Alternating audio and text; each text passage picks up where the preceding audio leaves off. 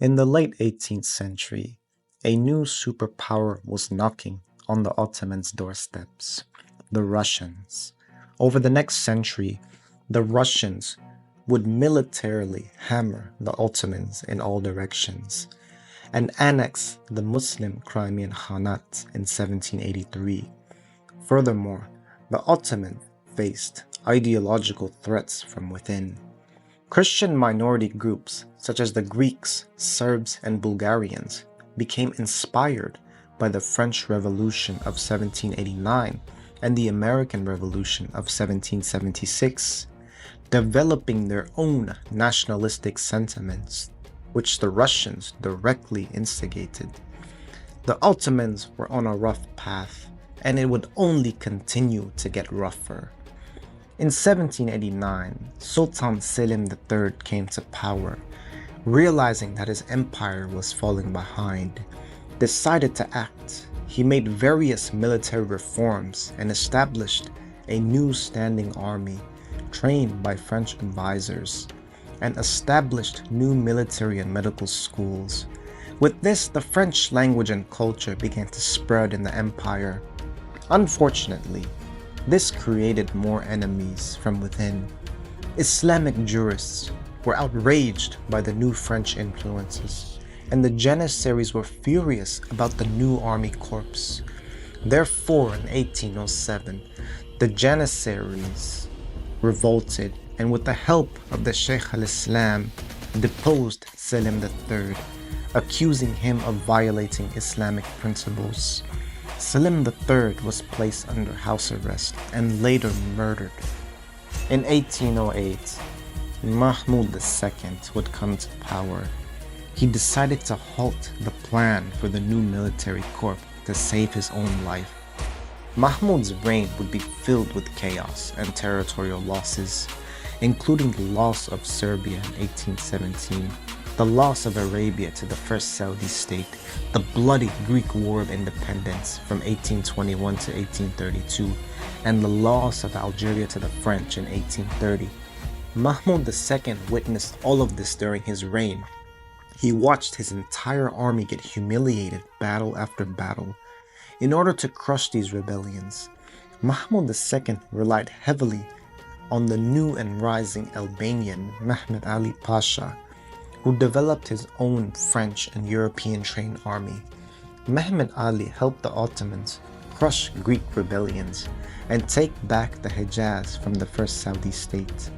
The Ottomans managed to put down several nationalistic rebellions, but always needed external help, sometimes from the French, other times from the British.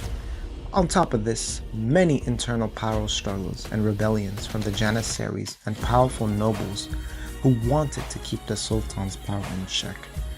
With all of this instability and chaos, Mahmud II decided to do the unthinkable once again and attempt to establish a new modern army. This move subsequently caused another Janissary revolt, but Mahmud planned for it.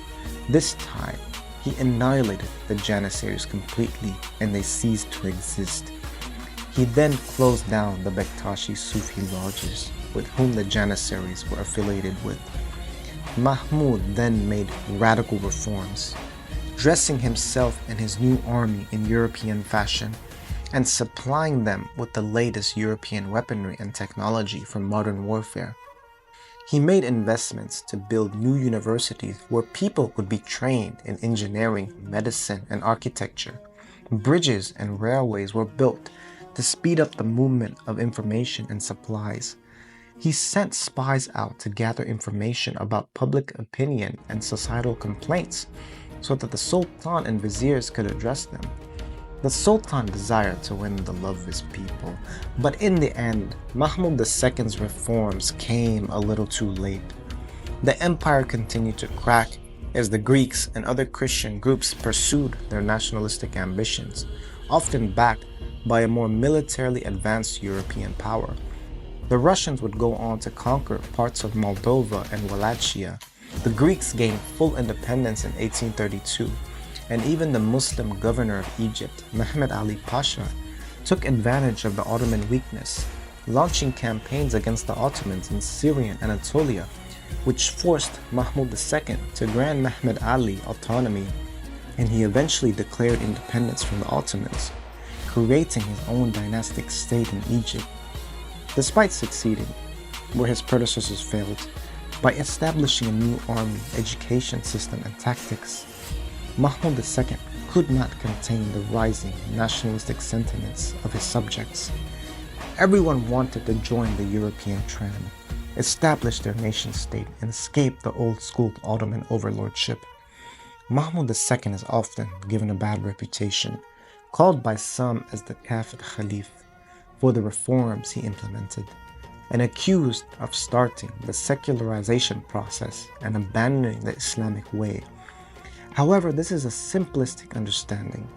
Mahmud II faced the biggest trials and tribulations, witnessing the loss of many territories, changing ideas and worldviews, and internal power struggles.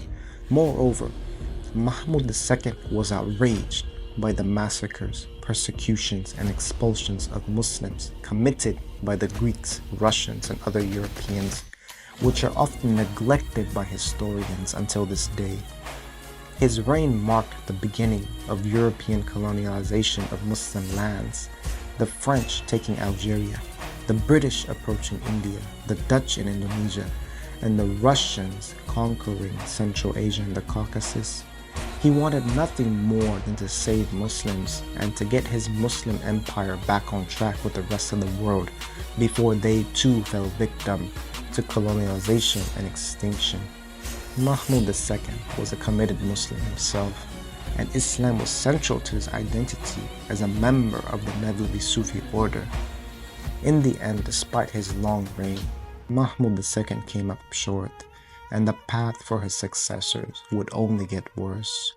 What do you think about Mahmud II and his reforms? Were they necessary, or were they merely an imitation of the Europeans? Please share your comments and opinions below. Don't forget to like, share, and subscribe for future content, and see you in our next adventure.